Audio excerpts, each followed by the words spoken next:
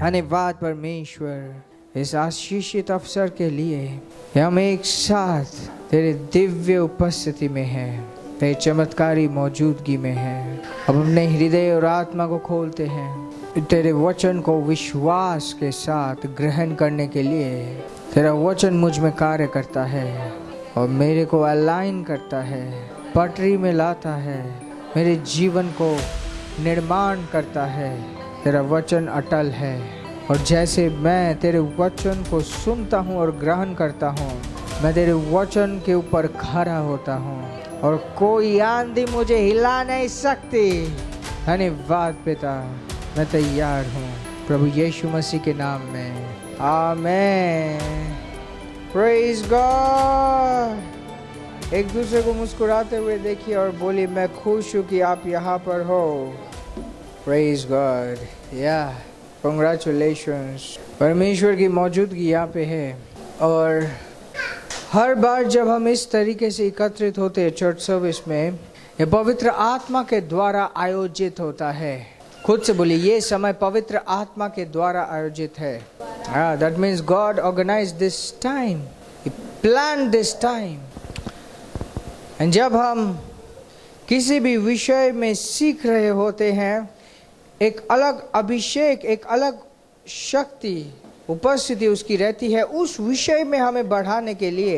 And this time, ये समय, उसकी शक्ति उपलब्ध है हम सबको एक स्पेशल बेनिफिट देने के लिए हमारे आर्थिक जीवन में। Praise God. हम विश्वास के बारे में बहुत बात करते हैं, विश्वास की लड़ाई, विश्वास अच्छे से करो, विश्वास ही सब कुछ है, विश्वास से सब कुछ हो जाएगा। विश्वास कोई रॉकेट साइंस नहीं है और जब तक आप विश्वास का सही मतलब ना समझो, आप ट्राई करोगे, होगा नहीं। There are only 2 factors in it. विश्वास में सिर्फ 2 चीज है, परमेश्वर ने क्या कहा है उसके अनुसार आप मानते हो दिमाग में यस या no, that's number 1। And second, उसके अकॉर्डिंग आप बोलते हो यस या नो, दैट्स इट। किसी को कहा जाता है कि विश्वास करो और दिन भर वो आशा में बैठा है कि मैं विश्वास ही कर रहा हूं, मैं विश्वास ही कर रहा हूं, मैं I am believing, I am having faith. ना वो मुंह से बोल रहा है, ना वो अपने दिमाग को बदल रहा है। He is not having faith, he is not exercising faith. No, it's not possible. Bible कहती है faith comes by hearing and hearing by the word of God. विश्वास आता है वचन को सुनकर। मतलब जब आप पढ़ोगे या कान से सुनोगे, सुनने के बाद सुनना होगा। आपने पढ़ा, आपने सुना, बट उसके बाद उसे सुना नहीं। हाँ, बाइबल में मैंने पढ़ा कि ये है, बट उसको मैंने सुना नहीं। कौन से सुनने की बात ये कह रहा है? जो यीशु ने कहा था ना कि सुनने के बाद भी लोग नहीं सुनेंगे, ये वो वाले सुनने की बात है। इट्स लाइक ओके, मैंने ये पढ़ा, मैं इसे एक्सेप्ट करता हूं कि नहीं, मैं इसे मानता हूं कि नहीं। अगर वचन को मैंने सुनने के बाद माना ही नहीं, दैट मीन्स नहीं सुना और विश्वास नहीं आया। सिंपल। विश्वास का आधा अधूरा डेफिनेशन है कि जो हम देख नहीं सकते, जो हम आशा करते हैं, उसकी गवाही, उसका निश्चय होना, ये अधूरा है। ये डेफिनेशन क्या है? अधूरा है। अगर मैं आशा कर रहा हूं कि सूरज मेरे छत के ऊपर आ जाएगा, जस्ट इमेजिन, मैं आशा कर रहा हूं कि सूरज मेरे छत के ऊपर आ जाएगा, मैंने देखा नहीं, बट मेरे अंदर एक गवाही है कि नहीं, सूरज मेरे छत के ऊपर आ जाएगा। क्या ये कभी होगा? इट विल नॉट हैपन, क्योंकि ये वचन से जन्मा नहीं है, ये आत्मा से जन्मा नहीं है। So if you just say okay मैं तो मानता हूं कि ये है, you may not even know कि वो विश्वास है या नहीं है। क्योंकि विश्वास कहां से आता है? वचन से। और वचन को यस बोलकर, वचन को सुनकर। If you don't say yes to the word, faith has not come. विश्वास नहीं आया है। चाहे आप दिमाग में कुछ भी सोच लो। मजिशियन होता है, मजिशियन क्या कर रहा है? सबको धोखा दे रहा है। You become that magician. आपको लगता है कि है, नहीं है, मैं, and आप एक मजाक का पात्र बन जाते हो इस दुनिया के सामने। So, faith is not a rocket science. Faith is not something mysterious. विश्वास कोई रहस्यमय चीज नहीं है। वचन को हाँ बोलना, उसके अनुसार दिमाग को भी हाँ बोलना, एंड उसके अनुसार मुंह को मुंह से भी बोलना। आप मेरी बात समझे? विश्वास की लड़ाई कैसे लड़ते हैं? बोलकर भाई, उसके अनुसार अगर सोचे हो तो उसके अनुसार काम भी कर रहे हो, और उसके अनुसार बोल भी रहे हो, उसके अनुसार मान रहे हो, दैट इज इट। चुपचाप बैठे रहो, आप नहीं लड़ रहे विश्वास की लड़ाई, आप शैतान के लिए दरवाजा खोल रहे हो बस। एक अच्छे विश्वास की लड़ाई लड़ो। एंड आई टेल यू, जिस तरीके से हम आशीषित है, विश्वास की लड़ाई लड़ना हमारे लिए बहुत सरल है। जिस समय में परमेश्वर ने हमें बुलाया है, जिस समय में रखा है, it is very easy to fight a fight of faith. हमारी नेचुरल दशा ही ऐसी है कि हम विश्वास के सिद्धांत पे चलेंगे। विश्वास की लड़ाई ऐसी नहीं कि दिन भर विश्वास की लड़ाई ही लड़ते रहो।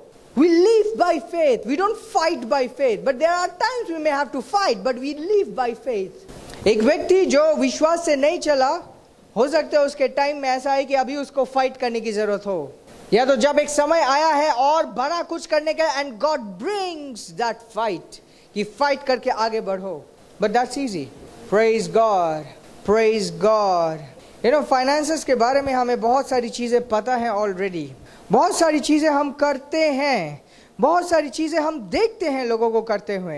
एक होता है मैं इसलिए कर रहा हूं क्योंकि सब कोई कर रहा है। एक होता है मैं जानता हूं क्या कर रहा हूं और मेरे पास रिजल्ट्स आता है। दो अलग चीजें हैं। एक क्रूसेड हुआ और वहां पे सब ने देखा कि पास्टर इस तरीके से कर रहे हैं। हुआ है वो जो दो ज्यूस थे, उन लोगों ने पॉल को देखा, यीशु के नाम में ये दुष्ट आत्मा भगा रहे हैं, और उनको ना जान के ना समझ के, हालांकि वो कौन थे? ज्यूस। मतलब वो नहीं जो बाहर के हैं, वो जो घर के हैं। उन्होंने यीशु का नाम इस्तेमाल किया और वो शैतान उसके ऊपर हावी हो गया, उनके कपड़े फाड़ दिए, उनको भगा दिया अपने ही घर से। It's important we understand. It's important we understand. So first thing I told you, आज यहाँ पे दिव्य उपस्थिति है आपको एक बेनिफिट देने के लिए। दूसरी चीज ये इंपॉर्टेंट है कि हम चीजों को समझे, राइट? अभी हमने एक चीज और देखी कि विश्वास को बोल के होता है, राइट? विश्वास को बोल के होता है। I just want to give a little bit more, थोड़ा सा और मैं बोलना चाहता हूँ। क्या आप जानते हो कि आप डिवाइन हो? क्या आप जानते हो कि आप डिवाइन हो? You are divine. पवित्र आत्मा प्राप्त करने के बाद आप सब कौन है? दिव्य हैं। तो दिमाग में ऐसा कोई चीज ना रखें, दिमाग में ऐसा कोई चीज ना रखें जो वचन से नहीं है। अब मेरी बात समझ रहे हैं? फॉर एग्जाम्पल, हमें वचन दिया गया है बोलने के लिए, राइट? तो उससे मैं अपने जीवन के हर एक पहलू को बोल सकता हूं, ये नहीं कि कुछ पहलू को। और यही वो वचन है जिससे मैं अपना फ्यूचर तैयार करूंगा। कुछ लोग अगर कहें मेरे को वचन समझ नहीं आता, स्टार्ट स्पीकिंग कि मुझे वचन समझ आता है, मेरे अंदर समझ है। वरना वचन आपको समझ नहीं आता, इसके जिम्मेदार कौन हो? आप खुद। क्योंकि जब वचन ने कहा कि हमारे अंदर डर की आत्मा नहीं लेकिन समझ की आत्मा है, इसको आपने यस नहीं बोला, and you are the sinner of that. आप उस चीज के पापी बन गए कि आपने ये यस नहीं बोला। सो वचन कहता है कि हमारे अंदर डर की आत्मा नहीं, समझ की आत्मा है।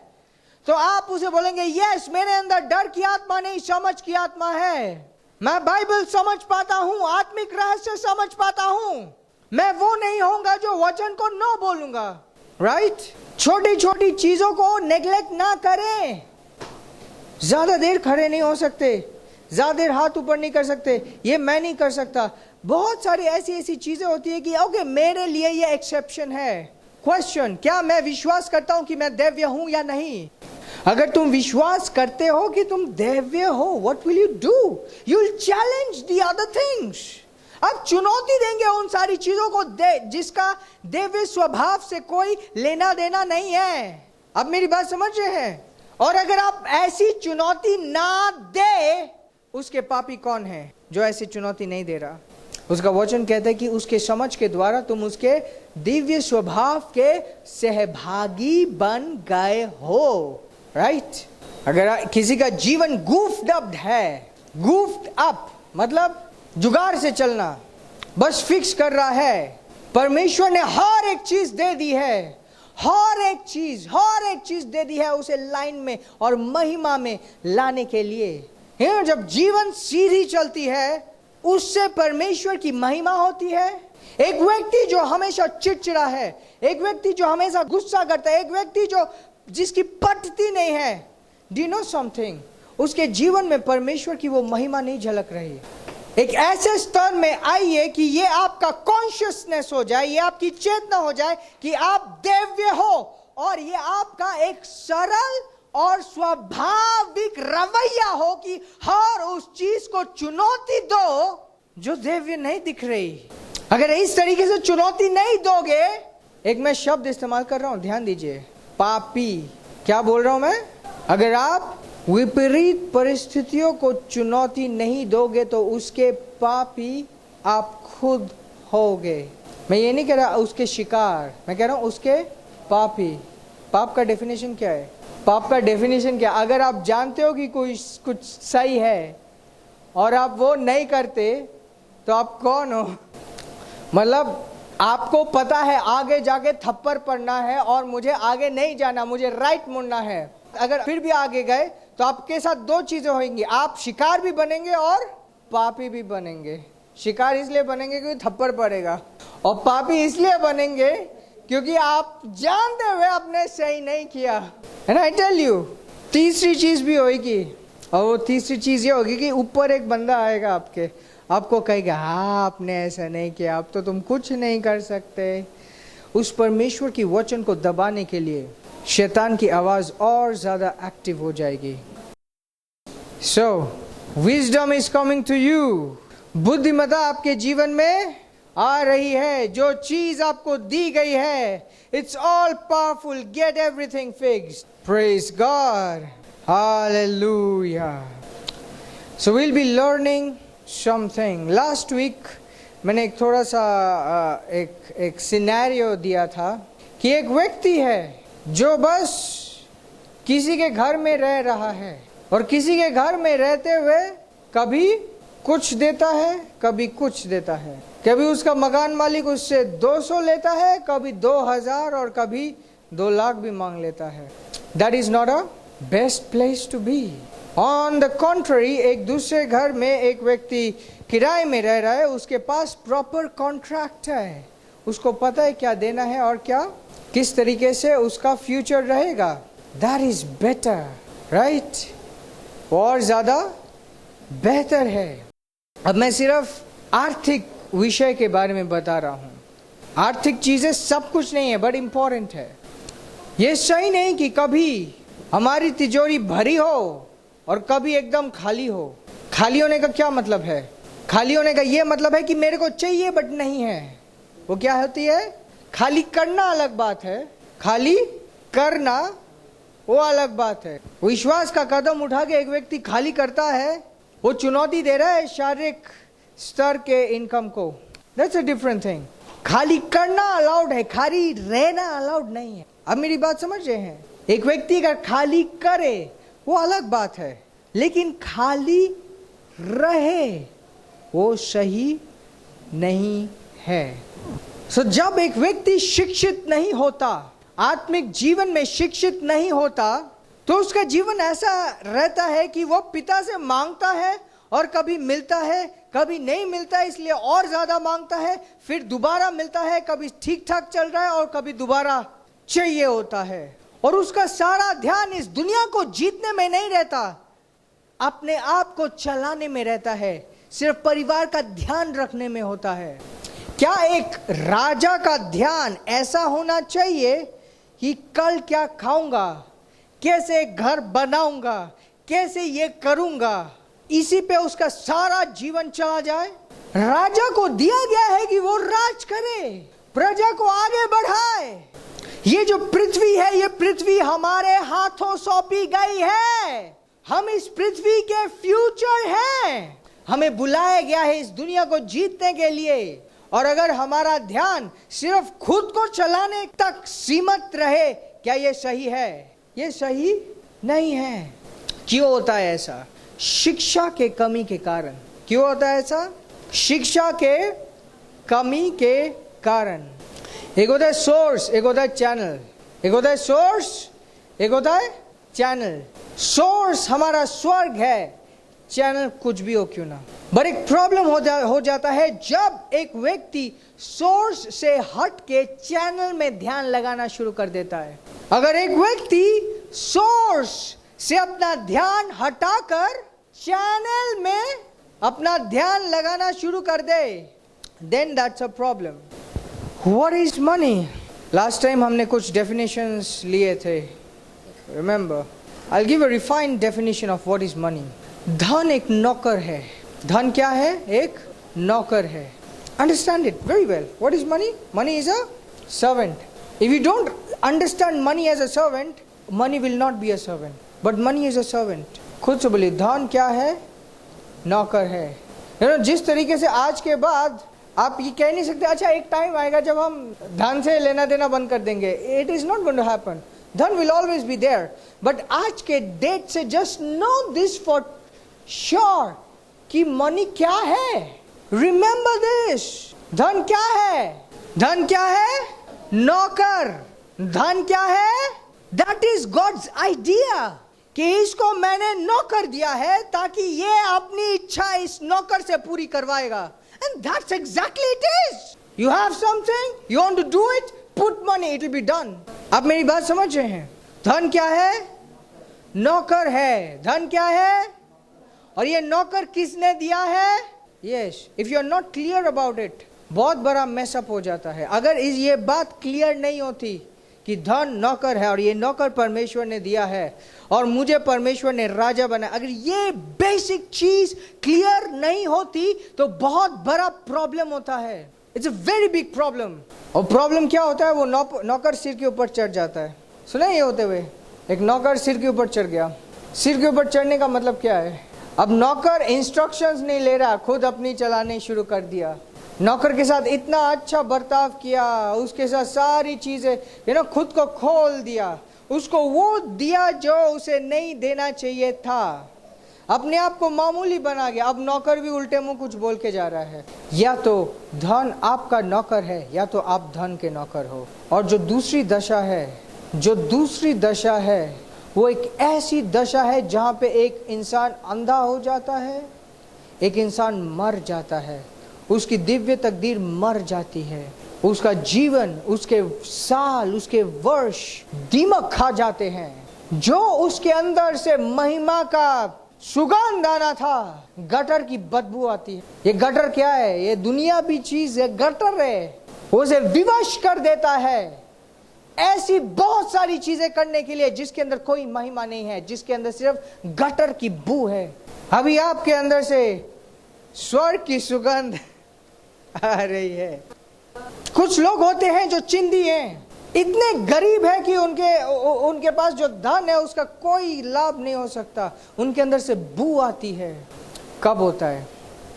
जब ये नौकर सिर के ऊपर चढ़ जाता है। बाइबल कहती है कि धन का लोभ प्रॉब्लम है। There is another big problem, धन की गुलामी। धन की गुलामी कि मैं धन के लिए मेरे को ये सब चीज बेचना पड़ रहा है। बेचना पड़ रहा है मतलब आइटम्स को बेच रहा हूँ, वो नहीं। मैं अपने दर्शन को, मैं सच्चाई को, वो जो मुझे करना चाहिए था उसको छोड़ के मैं किसी और की गुलामी कर रहा हूँ। ये वहीं पे बात आती है जो यीशु ने कहा कि एक व्यक्ति दो मास्टर्स को सेवा नहीं कर सकता। और जो दूसरा मास्टर है उसका था मेमोन, मतलब money. So today is 13 July 2025। I learned on this date and I'll remember from today कि money is a servant. Money is a servant. क्योंकि या तो वो मेरी गुलामी करेगा या तो मैं उसकी गुलामी करूंगा। दोनों एक साथ संभव नहीं है। It's not possible. You see, it's not possible otherwise. या तो वो मेरी गुलामी करेगा या तो मैं उसकी गुलामी करूंगा। It's not possible otherwise. Now, there are two systems. दो सिस्टम दिए गए हैं मनी का। एक है स्वर्ग का सिस्टम और एक है दुनिया का सिस्टम। दुनिया का सिस्टम वो है जो शैतान ने आदम से लेकर करप्ट किया। दुनिया का मनी सिस्टम वो है जो शैतान ने आदम से छीन कर करप्ट किया। These are deeper things and it's important that we know them. ऊपर से कुछ भी दिखे क्यों ना, या तो ये वाला सिस्टम काम कर रहा है या तो वो वाला सिस्टम काम कर रहा है। ये जो दुनिया का फाइनेंशियल सिस्टम है, ये इस तरीके से मैनिपुलेटेड है, इस तरीके से डिजाइन्ड है कि उससे अंधकार फैले, सच्चाई खत्म होए, चाहे उसे किसी भी तरीके से पेश क्यों ना किया जा रहा हो। I'll give an example. बहुत ज्यादा उन्नति हो रही है मेडिकल साइंस में, बहुत ज्यादा हो रही है, बट बहुत ज्यादा लूट भी हो रहा है। इसकी गहराई में जाएंगे तो पाएंगे कि ये जो फार्मा कंपनीज हैं किस तरीके से अपने प्रॉफिट्स के लिए कुछ भी कर रही हैं। ऊपर से दिखता है कि वाह कितना प्रोग्रेस है, एक इंसान को बचाया जा सकता है, बट एक्चुअल में क्या हो रहा है यू डोंट रियली नो। ये जो दुनिया का सिस्टम है, ये दुनिया का सिस्टम भरमाता है कि ये सही है, ये अच्छा है, इसमें प्रोग्रेस है, बट इसका ओरिजिन कहां से हुआ? शैतान ने जब ये आदम से छीना, शैतान ने जब ये आदम से छीना और छीनने के बाद इसे अपने हिसाब से रीडिजाइन किया, मैनिपुलेट किया अपने उद्देश्य के लिए। अगर उसके पास नहीं होता तो यीशु के पास आके वो नहीं कहता कि अच्छा मैं तुम्हें सब कुछ दे दूंगा, सिर्फ मेरे सामने झुक जाओ, बिकॉज ही हैड इट, उसके पास ये था। So that is Adam's system corrupted by the devil. आदम का सिस्टम था जो शैतान ने नष्ट किया। यस और जो दूसरा सिस्टम है, टेक्निकली ये तीसरा सिस्टम है, बट हमारे लिए ये दूसरा ही है क्योंकि अभी सिर्फ दो ही अवेलेबल है। तीसरा सिस्टम क्या था? तीसरा वो था जो मोसेस के साथ स्टार्ट हुआ था, या तो इब्राहिम के साथ स्टार्ट हुआ था। वो स्वर्ग का नहीं था, वो वाचा का था। स्वर्ग का नहीं था, वो क्या था? जो वाचा का सिस्टम था वो ये था कि जो आदम का सिस्टम है जिसको शैतान ने नष्ट किया है, वहां से शैतान को भगाकर इब्राहिम तक उसकी आशीषें देनी है, इब्राहिम और उसके बीज, क्योंकि उनको एक वाचा में बांध दिया गया था। But that's no longer needed. हमें वाचा की जरूरत नहीं है क्योंकि हम परमेश्वर से जन्मे हैं। अब ध्यान दीजिए, जॉन बार बार कहते कि स्वर्ग का राज्य निकट है, स्वर्ग का राज्य निकट है। स्वर्ग का राज्य जो निकट है वो आ गया है। स्वर्ग का राज्य यीशु मसीह के द्वारा स्थापित किया है, जिसमें प्रभुता यीशु की है। जिसमें क्या है? प्रभुता यीशु की है। एक है परमेश्वर का राज्य, एक है स्वर्ग का राज्य। परमेश्वर के राज्य में दिलचस्पी जो परमेश्वर की है वो स्वर्ग के राज्य में है। स्वर्ग का राज्य परमेश्वर के राज्य का एक हिस्सा है, बट उस हिस्से को ऊपर रखा गया है, इसके ऊपर और कुछ नहीं, ये सर्वश्रेष्ठ है। और इस स्वर्ग के राज्य में भी एक सिस्टम है, आर्थिक system.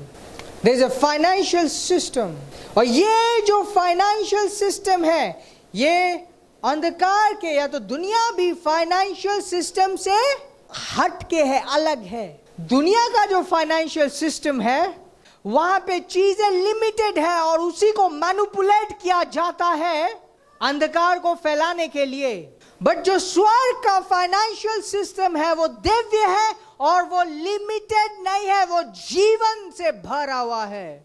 So one is limited, the other one is full of life. The one has death, the other one has life. दुनिया के फाइनेंशियल सिस्टम की लिमिटेशंस ये है, जो है वो ही है, उसके अलावा कुछ नहीं है, उसी के अंदर मारा काटी चल रही है। लेकिन स्वर्ग के फाइनेंशियल सिस्टम में ये है कि जरूरत से ज्यादा हर एक के लिए है, और अगर फिर भी ना कम हो और उत्पन्न किया जाएगा।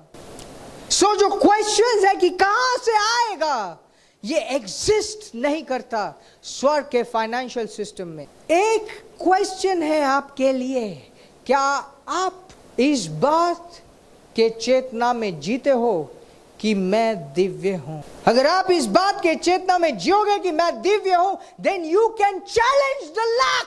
आप कमी को चैलेंज कर पाओगे। आपका ध्यान स्रोत पे रहेगा, उस नाली पे नहीं या उस पानी पे नहीं जहां से ये पानी आ रहा है। जो फर्स्ट एंड मोस्ट इंपॉर्टेंट चीज थ्रू आउट दिस वीक हमें याद रखनी है, हमें मनन करना है, वो ये है, ध्यान दीजिए, क्या मैं मानता हूं कि मैं दिव्य हूं? क्या इस सच्चाई को मैं मानता हूं? क्या मेरे अंदर हिम्मत है उन सारी चीजों को चुनौती देने के लिए जो दिव्यता के आसपास नहीं है? क्या मैं इस दिव्यता में जिसमें मैंने जन्म लिया है, इसमें मैं चलना चाहता हूं? पिछले वीक मैंने बोला था कि खुद को आकलन कीजिए, खुद के फाइनेंशियल जीवन को आकलन कीजिए। For this week I'm giving you something to meditate on. Do I really believe I'm divine? Praise God. जब आप स्वर्गीय भाषा में अपना 10 मिनट पूरा कर रहे हो, just think about these things जो हमने डिस्कस की है। Okay, money is a servant. Money is a servant. Thank you God. Money is a servant. You are the giver of the servant. You have given me servants. I have army of servants. And money is a servant. Speak in tongues and think like this. ये करोगे तो वो होगा, वो करोगे तो वो होगा. All of these things will crash and you will understand that you are above all. Hallelujah. Praise God. आपको मैं बताना चाहता हूँ कि जो जो चीज़ें मैं सिखा रहा हूँ, these are very important things. एक एक कदम करके हम धीरे धीरे आराम आराम से समझ रहे हैं, सीख रहे हैं, ताकि फाउंडेशंस स्ट्रांग होए. लास्ट वीक मैंने एक चीज़ बताया था कि सुनने के बाद, सीखने के बाद इससे मैं सेटिस्फाइड नहीं रहूँगा, क्योंकि आप कहोगे बहुत अच्छा सुनने को मिला, बहुत अच्छा सीखने को मिला. I want to see some things in your life. Praise God. हालेलुया. Praise God. प्रभु को धन्यवाद देते हैं. अपने हाथों को ऊपर कीजिए. धन्यवाद परमेश्वर यीशु के नाम में. तू सुंदर है. तेरे वचन के द्वारा हम बढ़ाए गए हैं. आत्मिक समझ हमने प्राप्त की है और जो हमने सीखा है उसे हम विश्वास के साथ मिलाते हैं. मेरा जीवन पहले जैसा नहीं रहेगा. जो समझ और चेतना मैंने ग्रहण की है, आज के दिन से मैं उसे बनाए रखूंगा. मैं इन सोने को बेचूंगा नहीं, इन चीज़ों को बेचूंगा नहीं. शैतान के द्वारा भ्रमित होना मेरे लिए असंभव है. शैतान हारा हुआ है यीशु मसीह के नाम में. आमेन, आमेन, आमेन.